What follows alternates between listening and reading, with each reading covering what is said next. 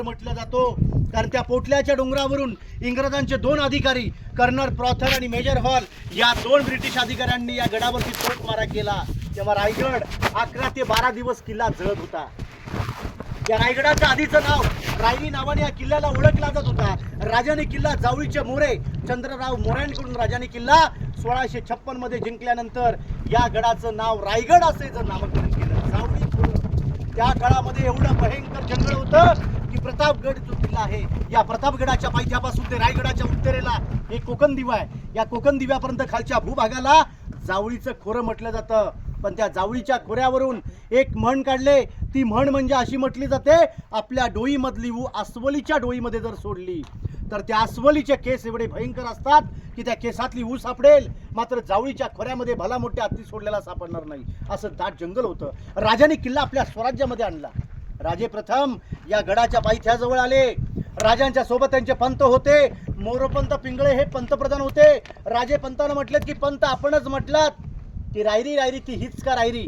पंत राजांना म्हटलेत की महाराज हीच ती रायरी। आणि तेव्हा राजांच्या तोंडातून या रायरीबद्दल काही उद्गार बाहेर पडलेत। ते उद्गार म्हणजे असे म्हटले जातात की राजा खासात जाऊन पाहतास गड बहुत चकोट, चौथरपा गडाचे कडे ताशिल्याप्रमाणे गाव 1.5 गाव उंच, पर्जन्यकाळी कडियावर गवतही उगवत नाही। धोंडा ताशी वेकच आहे दौलताबाद, पृथ्वीवर चकोट गड खरा परंतु उंचीने थोडका, आणि दौलताबादचे 10 गुणी उंच। ऐसे देखून राजे संतुष्ट झाले आणि बोलिले तख्तास जागा हाच गड करावा, कारण तख्त म्हणजे राजधानी। म्हणून महाराजांनी या राजधानीसाठी रायगडाची निवड केली। इथे आपल्या राजांची मेन मूर्ती आहे। आपण ऑल इंडियामध्ये टीव्ही मध्ये, पेपरमध्ये, पोस्टरमध्ये राजांची आपण जी प्रतिमा पाहतो, ही प्रतिमा रायगडावरती आहे। कारण हा पुतळा 1974 मध्ये भारताच्या प्राईम मिनिस्टर इंदिरा गांधी आणि महाराष्ट्राचे पहिले मुख्यमंत्री यशवंतराव चव्हाण या रायगडावर आले होते ना, तर त्यांच्या हस्ते महाराजांच्या पुतळ्याचं उद्घाटन केलेलं आहे। हा पूर्ण ग्राउंड आहे। याला होळीचं मैदान किंवा होळीचा माळ म्हटलं जातो, कारण फाल्गुन महिन्यामध्ये, शिमग्याच्या महिन्यात मार्च मध्ये पहिली होळी इथे पेटवली की पूर्ण गड किल्ल्यांवरती होळी पेटवली जायची। पण त्या काळातला नियम होता की राजे पेट्या होळीमध्ये नारळ टाकायचे, पण त्या पेट्या होळीतून जो हाताने नारळ काढेल, जो बहादूर असेल, त्याला राजे 1.25 किलो सोन्याचा कडा आणि डोक्यातला मुकुट महाराज बक्षीस द्यायचे। संभाजी महाराज 9 वर्षांच्या असताना पेट्या होळीतून नारळ काढला होता बघा। समोरची बाजारपेठ 800 फूट लांबीला, 40 फूट रुंदीला, जमिनीपासून हाईट बघा। एवढ्या उंचावर हाईट का ठेवले? कारण घोड्यावरती बसून सामान खरेदी केलं जायचं। समोर दुकान मध्ये स्टोर रूम आहे, मागे राहायचे, आगे दुकान, पिछे मकान। त्या काळामध्ये अतिक्रम प्रकार नव्हता, पण आता अतिक्रमण असतं बघा। त्या काळामध्ये बघा, म्हणजे पायऱ्या ज्या आहेत त्या आतल्या बाजूला रस्त्यात नाही आहेत बघा। 44 दुकान आहेत, उजव्या बाजूला 22 आणि डाव्या बाजूला 22। आता पुढची माहिती आपण राज दरबारामध्ये घेऊया। बोला छत्रपती श्री शिवाजी महाराज की जय, भवानी जय शिवाजी।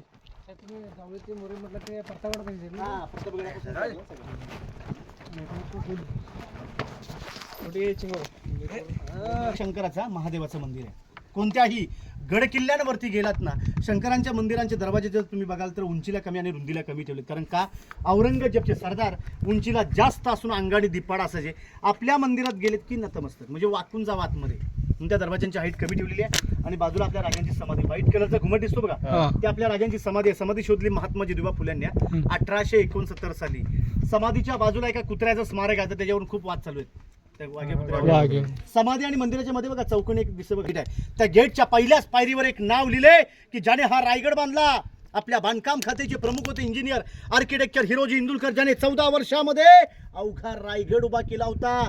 गड बांधल्यानंतर महाराजांनी विचारलं, हिरोजी तुम्ही आमच्या बांधकाम खात्याचे प्रमुख, म्हणून तर आम्ही प्रेमाने तुम्हाला हिरोजी इंदुलकर म्हणतो।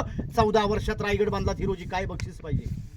जर का हिरोजीना हवा असतं तर 2 गावांची इस्टेट, अर्ध्या गावाची वतनदारी, जहागीरदारी, पाटीलदारी मागितली असती तरी दिली असती। कारण का? सिंधुदुर्ग किल्ला त्यांनीच बांधला होता, प्रतापगडही त्यांनी बांधला होता। मग रायगडाची बांधकामं चालू असताना पैसे कमी पडले, स्वतःचं घरदार वाडा विकला आणि या रायगडाची बांधकामं पूर्ण केलीत। महाराज म्हटले, मागा हिरोजी, काय हवंय आपल्याला? काय मागितलं हिरोजीनी? हिरोजी म्हटले, राजा आपण मंदिरात जाताना ज्या पायरीवरती आपला उजवा पाऊल पडेल ना, तिथे एका नावाची पाटी द्या की जिथे आपला चरण स्पर्श होईल। तिथे नाव लिहिलेलं आहे, सेवेचे ठाई तत्पर हिरोजी इंदुलकर। एवढंच राजांकडून बक्षीस घेतलं, तिथे नाव आहे।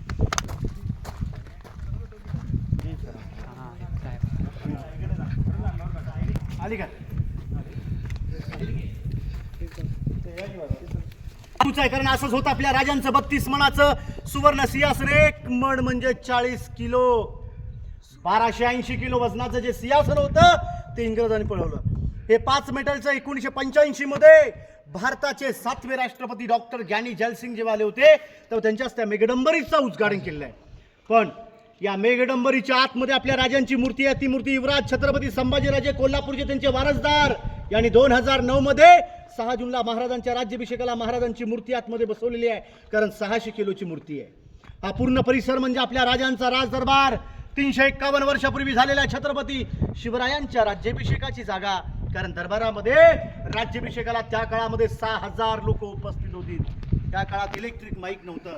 कोपऱ्यात बसणारा व्यक्ती कुसबुस किंवा हळू आवाजामध्ये बोलत असेल तर तो आवाज आपल्या राजांपर्यंत पोहोचला जायचा. महाराज तिथून बोलले की तो आवाज या मागच्या व्यक्तीपर्यंत पोहोचला पाहिजे.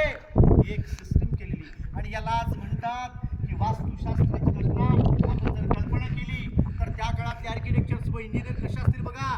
मी घोषणा देतो, पाठीमागून सर्वांनी जय म्हणा की प्रौढ प्रताप पुरंदर क्षत्रिय कुलावतांश सिंहासनाधीश्वर महाराजाधिराज राजा शिवछत्रपती श्री शिवाजी महाराज की जय. धर्मवीर छत्रपती श्री संभाजी महाराज की जय. हर हर महादेव. अशा चणीत उतरे चौघडे बांधून सकाळी पहाटे 5 ला आपल्या राजांचा राज्याभिषेक झाला. महाराज छत्रपती झाले. राजांच्या राज्याभिषेकाचा जो फोटो पाहतो ना आपल्या घरामध्ये, त्या राज्याभिषेकाच्या फोटोमध्ये तुम्ही जर बघाल तर एक इंग्रज वकील आपली कॅप काढून महाराजांना मुजरा करतो बघा. त्याचं नाव असतं हेनरी ऑक्झंटन. तो हेनरी त्या काळामध्ये पायी चढून किल्ल्यावरती आलेला असतो. पण येणाऱ्या लोकांच्या स्वागताला गेटच्या समोर 2 हत्ती आणि घोडे सजवले होते. इंग्रज दरबारामध्ये प्रवेश करतो. एवढा विचारामध्ये पडतो की मी 2 पायचा माणूस रायगड किल्ल्यावरती येताना जर का माझी दमछाक होते तर हे 4-4 पायचे बलाढ्य हत्ती रायगडावर राजांनी कसे आणले, हा इंग्रजाला घन प्रश्न पडला. त्याच्या प्रश्नाचं उत्तर त्याला मिळत नाही. त्याने तो प्रश्न आपल्या रोजनिशी वहीमध्ये लिहिला. या रोजनिशी वहीचा long from BBD book of Bombay Douglas. त्याचे उत्तर अलीकडचे रायगडाचे अभ्यासक व संशोधक ते म्हणतायत राजे एवढे ग्रेट होते ना की रायगडाची बांधकामं चालू असताना महाराजांनी छोटी पिल्लं पालखीत बसून वरती आणून त्यांचं पालनपोषण करावं. ही आपल्या राजांची दूरदृष्टी होती बघा. हा नगारखाना 52 फुटाचा गेट आहे, पण याचीच कॉपी मारली, याची प्रतिकृती मारलेली ब्रिटिशांनी गेट ऑफ इंडियाने मुंबई गेट बांधला बघा. हा नगारखाना इथे त्या काळामध्ये नगारा वाजवला जायचा. आजही वाजवला जातो. काही कारणच फक्त नगारा बंद, पण दरवाजा आजही बंद होता ना. महादरवाजा पण बंद होतो. सकाळी 7 ला उघडतो. आता तुम्ही हा 6 वाजेपर्यंत चालू राहतो. लोक असतात, सिक्युरिटी आहे तिथे.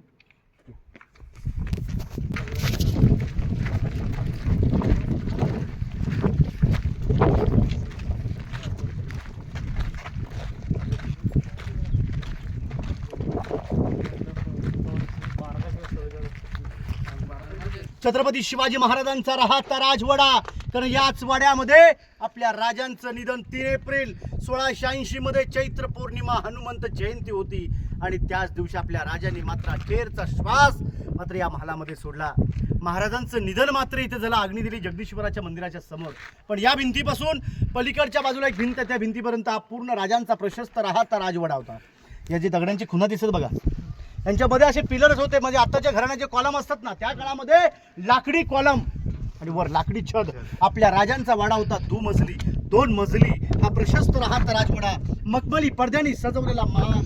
त्या मशालीच्या उजाडात या महालाचं वैभव काय असेल आपण कल्पना केली तर. राजवाड्याचा मूळ चौथरा पलीकडे, तो बोर्ड लावले बघा पलीकडे, छोटं बोर्ड आहे ना पलीकडे, तो चौथरा मुख्य आहे महाराजांचा. तिथे महाराज राहायचे.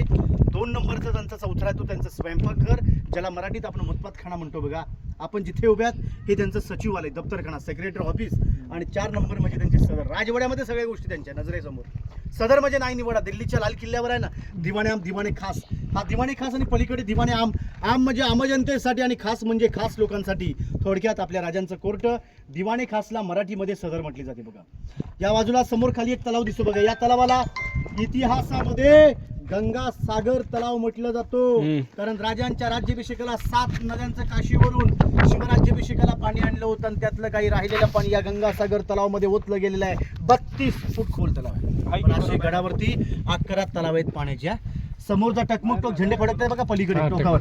टकमक टोक म्हणजेच कडेलोट पॉईंट. पनिशमेंट त्या काळामध्ये गुन्हेगारांनी गुन्हा, चोर, लबाडी, गद्दारी केली की त्या व्यक्तीला पोत्यात भरायचे, भालेचे टोक लावायचे आणि तिथून मात्र फेकून दिले जायचं.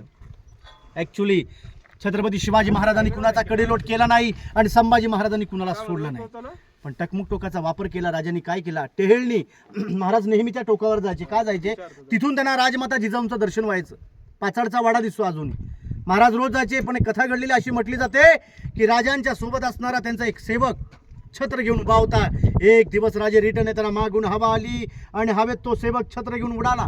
महाराजांना म्हटलं की राज मला वाचवा. त्या महाराज म्हटले, निजाम तुझ्या हातामध्ये छत्र आहे, ते छत्र मात्र सोडू नको. निजामाने छत्री सोडली नाही. जशी हवा कमी होत चालली, निजाम खाली खाली उतरत चालला. गावाचं आधीचं नाव होतं निजामपूर आणि गावात उतरल्यानंतर त्या गावाचं नाव ठेवलं आपल्या राजांनी छत्री निजामपूर. त्या काळातलं पॅराशूट आजही खाली गावाचं नाव छत्री निजामपूर आहे. इथे समोर एक मनोरा दिसतो बघा. या स्तंभाला छत्रपती शिवरायांची गॅलरी आहे. बालखणी किंवा राजवाड्यामधला आपल्या राजांचा सज्जा. तर असेच या बाजूला 2 मनोरे आहेत. याला अष्टकोनी मनोरा, एकावरती एक असे 7 मजली होते हो. त्याच्या आतमध्ये कारंजा लावायचे, एका मनोऱ्यामध्ये 540 दिवे लावायचे. त्याच्या बाजूचा विजय स्तंभ. महाराज कोणतेही गड किल्ले जिंकून आले की या स्तंभावरती राजा आपला भगवा झेंडा फडकवायचे बघा. समोर एक विटांची रूम दिसते बघा. या विटाच्या रूमला टकसाळ म्हणजे मिंट, म्हणजे आत्ताची जी रिझर्व्ह बँक आहे नाशिकमध्ये, तशीच छत्रपती शिवाजी महाराजांच्या काळातली ती रिझर्व्ह बँक. कारण आत्ताच्या कॉइन्सवर लिहिलेलं असतं सत्यमेव जयते. आपल्या राजांची राजमुद्रा होती. प्रतिपचंद्र लेखे व वरदो विश्ववंदिता शहा सुनो शिवशाहीशा मुद्रा भद्राय राजते. प्रतिपचंद्राच्या कोरीप्रमाणे चंद्र जसा वाढत जातो तसा शहाजी राजांचा पुत्र शिवाजी राजे यांचं राज्य चंद्रकोरीप्रमाणे एक आयाताकृती रूम आहे अंडरग्राऊंड ह्याच्या खाली. तर घर 8x10 चिरमायला खलबतखाना म्हटलं जातं. खलबतखाना म्हणजे थोडक्यात आपल्या राजांची सिक्रेट. या कणाची बातमी या कणाला समजली नाही पाहिजे. गुपित काय बोलायचं असेल तर या रूमच्या आतमध्ये जाऊन महाराज बोलायचे. पुण्याला खलबतखाना. पण खलबतखान्याचे गुप्त हेर होते बहेरूपी बहेरजी नाईक. एवढे हुशार, एवढे चतुर की 18 भाषांचं ज्ञान आणि स्वराज्याचा 3रा डोळा म्हणजे भैरजी नाईक. स्वतःच्या बायकोला ही माहिती नव्हतं की भैरजी नाईक एक गुप्त हेर होते म्हणून. एका दिवसामध्ये 7 वेषांतर करायचे. औरंगजेबाच्या दरबारामध्ये जाऊन औरंगजेबाच्या दाढीला हात लावून येणार म्हणजे त्याच्या खाली बापरे, बातमी जाईल कशी बातमी कशी जाणार बातमी बाहेर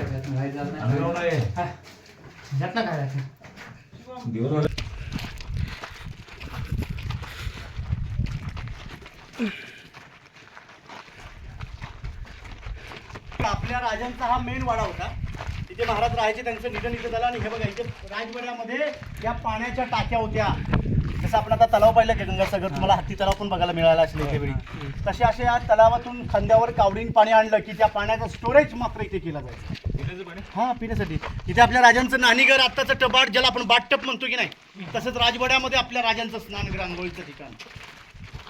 चाललंय काय आपण मेन पॉईंट दाखवायचं नाही ते महत्वाचं.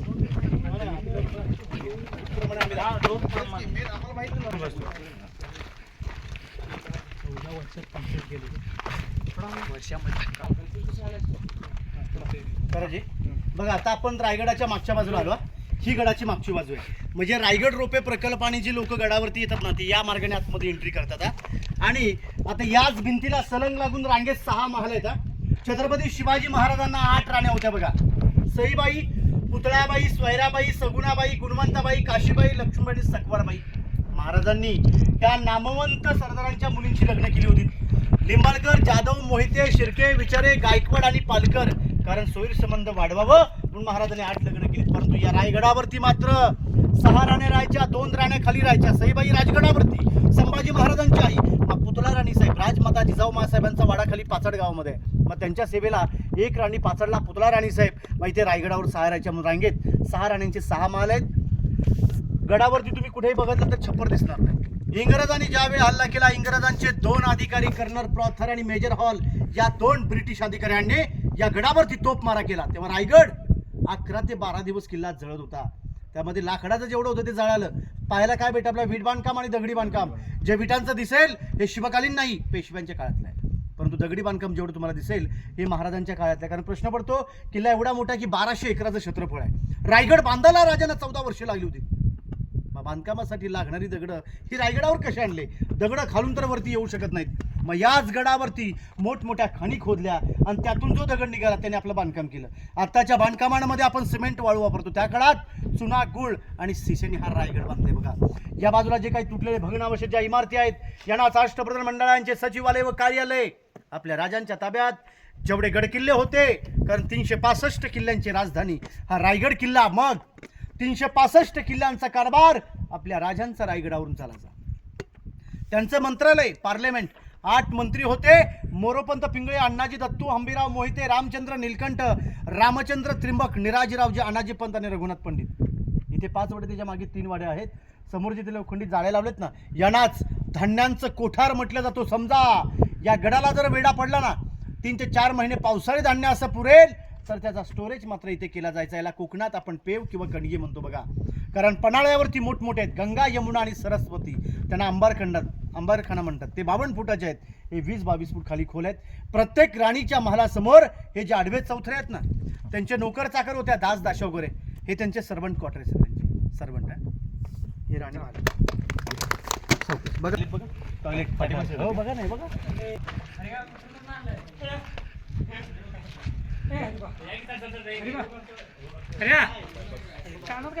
आता तुमचं तुम्हाला खालून तो पायी चांगली, कारण त्या बाजूला या इकडे पुढे जा, थोडी माहिती घेऊ. हिरकणी तुम्हाला माहिती देते. हिरकणी इथून उतरलेली का? नाही तिकडे लय पश्चिमेला, तू लय खाली. त्याला तुम्हाला किल्ला जर बघायचा असेल ना, तर रायगड बघायचं सकाळी यायला लागेल. रायगड जर बघायचं 1 दिवस पाहिजे रायगडाला साठी पूर्ण बघायचं असेल तर. हे महत्वाचा भाग आहे किल्ल्यातला. फक्त पाठ बघतो आपण, फक्त वरचा बाले किल्ल्यातला परिसर, जे लांब लांबचे टोके, हिरकणी बुरुज पश्चिमेला, भवानीकडा पूर्वेकडे, वाघ दरवाजा, असे हे सगळे लय लांब लांबचे स्पॉट आहेत सगळे. हिरकणी पश्चिमेच्या बाजूला बुरुज आहे, तिथून ती उतरली हो. पण ज्याने रायगड बांधला ना, आपल्या बांधकाम खात्याचे प्रमुख होते इंजिनियर आर्किटेक्चर हिरोजी इंदुरकर. 14 वर्षात रायगड बांधला होता. गड बांधल्यानंतर हिरोजीनी या रायगडाची गॅरंटी दिली. काय म्हटले होते हिरोजी की राज, आपल्या परवानगी शिवाय आणि महादरवाजाच्या व्यतिरिक्त रायगडावर येण्याची हिंमत होईल त्या फक्त हवेच्या झोतेला इथून खाली उतरेल, ती फक्त पाण्याची धार असा बेलाद आणि बुलंदगड केले. पण महाराज म्हटले हिरोजी, रायगड आपल्या राजधानीच्या दृष्टिकोनातून बेलादो बुलंद झाला नाही. कारण का, ज्या कड्यावरतून जर हिरकणी उतरू शकते, तर त्या कड्यावरून एक दुश्मन चढू शकेल किंवा उतरू शकेल. एका स्त्रीने एका शत्रूची जागा दाखवली आणि तेव्हा हिरकणीचा सत्कार महाराजांनी हिरोजी इंदुरकरांच्या हस्ते साडी चोळी देऊन तिच्या मानाचा मुद्रा केला. पण हिराच्या कड्यावरती 2 महिन्याचं बाळ होतं. त्या बाळाला राजे नक्कीच म्हटले असतील की वा बहादरा की याईचं दूध पेलेस, लवकर मोठावून आपल्या स्वराज्यामध्ये सामील हो. तर त्या मातीला किती धन्य झाला असेल बघा. तिच्या नावाचा बुरुज बांधला, तटबंदी बांधून घेतली आणि गावाचं नाव दिलं हिरकणी वाडी म्हणून. पण त्या हिरकणीच्या बुरुजावरून एक छोटीशी कविता आहे. ती कविता अशी म्हटली जाते की रायगडावर राजधानी ती होती शिवछत्रपतींची, कथा सांगतो ऐका जुनी तेथील हिरकणी बुरुजाची. वसले होते गाव तळासी वाळुसरे या नावाचे, राहत होते कुटुंब छोटे गरीब धनगर गवळ्याचे. आई बायको तान्हा मुलगा कुटुंब होते छोटेसे, अन शोभत होत्या हिरा नावच्या तडपदार घरवालीचे. सांज सकाळी हिरा जात असे दूध घेऊन गडावरी, चालत होती उपजीविका त्या लेकीच्या धंद्यावरती. एके दिवशी दूध घालिता हिरा क्षणभर विसावली, ध्यानी आले नाही तिच्या कधी सांज वेळ टळून गेली. सूर्यदेव मावळते झाले बंद गडाचे दरवाजे, मनात ती भ्याली हिरा म्हणाली घरी ताने बाळ माझे. हात जोडून करी विनंती जाऊ द्या खाली मला, गडकरी म्हणे नाही अनुज्ञा शिवरायांची आम्हाला. बाळाची आठवे झाली माये माऊली वेडी पिशी, कडा उतरून धावत जाऊन बाळाला ती घे कुशी. आतुलने हे धाडस पाहुनी महाराज स्तंभित झाले, साडी चोळी हिरास देऊन प्रेमेण सन्मानित केले. कड्यावरी त्या बुरुज बांधिला साक्ष आईच्या प्रेमाचा, आणि ऐकू येते कथा जुनी अशी हिरकणी बुरुजाची. ऐकू येते कथा जुनी अशी हिरकणी बुरुजाची. हे बघा या बाजूला आता फक्त शेवट आहे, इकडे तुमचा शेवट फक्त तुम्हाला दर्शन. शेर असे म्हटले जातात की घासल्या विना धार नाही तलवारीच्या पातीला, घासल्या विना धार नाही तलवारीच्या पातीला. शिवचरित्राशिवाय अर्थ नाही या महाराष्ट्राच्या काळ्या मातीला. अंधार फार झाला आता दिवा पाहिजे, अंधार फार झाला आता दिवा पाहिजे. या देशाला नव्हे तर अख्ख्या जगाला जिजाऊंचा शोभा पाहिजे. म्हणून तर म्हटलं जातं की राष्ट्रमाता जिजाऊ, अब राजमाता जिजाऊ तुम्ही जन्माला जर आल्या नसत्यात तर दिसली नसते अंगणामध्ये तुळस. राजमाता जिजाऊ तुम्ही जन्माला जर आल्या नसत्या तर दिसली नसती. अंगणामध्ये तुळस आणि छत्रपती शिवराय तुम्ही जन्माला आले नसते तर आज राहिले नसते मंदिरावरचे उंच उंच कळस. म्हणून भूषण काय म्हणतायत, काशी होन की कला जाती मथुरा में मस्जिद बसती, अगर ना शिवराय पैदा होते तो सबकी सुन्नत हो जाती, सबकी सुन्नत हो जाती. जय शिवराय. जय शिवराय.